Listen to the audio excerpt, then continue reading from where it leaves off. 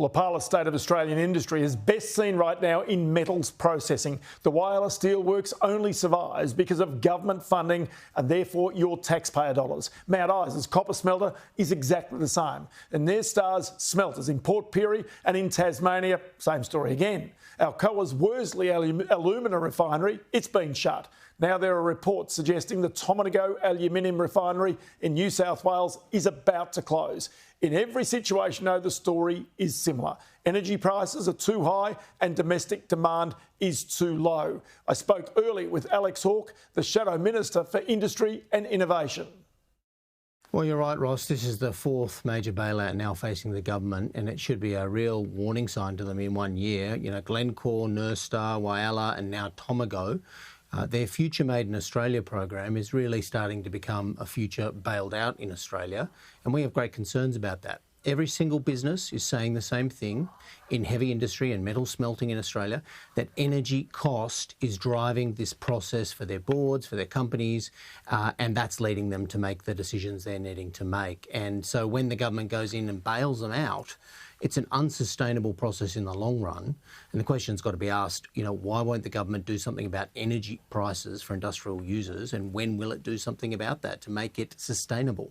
There's one rather cynical way you could look at this, and that is that if the biggest electricity user in New South Wales goes broke, it means there's more electricity for everybody else. But that's not the way in which Australia as an industry, as a home for industry, should be looking at it.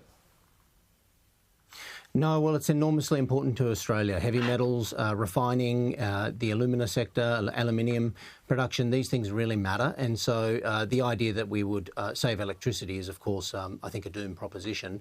Sovereignty is telling government at the same time that we've got this, that we must have sustainable industry sectors in our own country, given the challenges in global security, but also global trade. And this is what's vital. So, you know, we've seen the government has a list. They've got a list that they've produced for themselves. I've got it here. We got it. It's a cabinet document. And it's a two-page list of facilities at risk in Australia. This is the document, what it says itself, and the handling strategy that the government's got. It's redacted, so none of them on it. But if you can see this here, it's 2 full pages of industries in Australia, industrial facilities, that are at risk at the moment. And that's a very serious warning sign to the government about how energy price is driving the process of making industry in Australia totally uncompetitive. So this government, though, is highly sensitive to job loss, which is the reason why it stepped in at Rex, the reason why it stepped in at Whyalla, at Mount Isa, at Nurstar. And so the whole point about this is you can't simply have industry being propped up by taxpayer dollars forever. Those industries have got to stand on their own 2 feet. And that's right, Ross. You've been a strong voice about this, but it's plain economics. The government needs to do this right now, and we support them doing the bailouts at the moment. The problem we've got is they are doing nothing about the underlying cost structure. In fact, their climate targets arguably will make this process even worse in relation to costs for businesses in Australia. And there's only so long that the taxpayer can be asked to bail out multinational companies effectively, and that's what's going on here. And all of them now understand the bailout process. There's a process of conversation with government about it. How long can the taxpayer fund this? And the answer is not too long.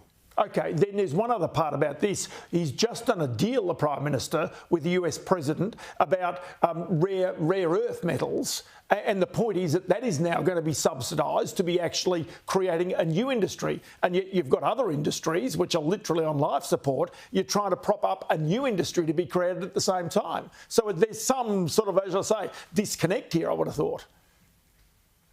A major disconnect, especially about what is needed in the economy. We can't lose this heavy industrial capability for our defence. We can't lose it for our sustainability as a society. The heavy industry is needed. And as soon as we forget that the means of production, if we lose them, we will be extremely vulnerable. And the government knows this. I believe they do know it. But then at the same time, through their energy and climate policy, they have no sympathy for these businesses with their red and green tape, with their industrial environment in Australia. You know, the unions are merciless with these businesses at the same time as they're having significant trouble.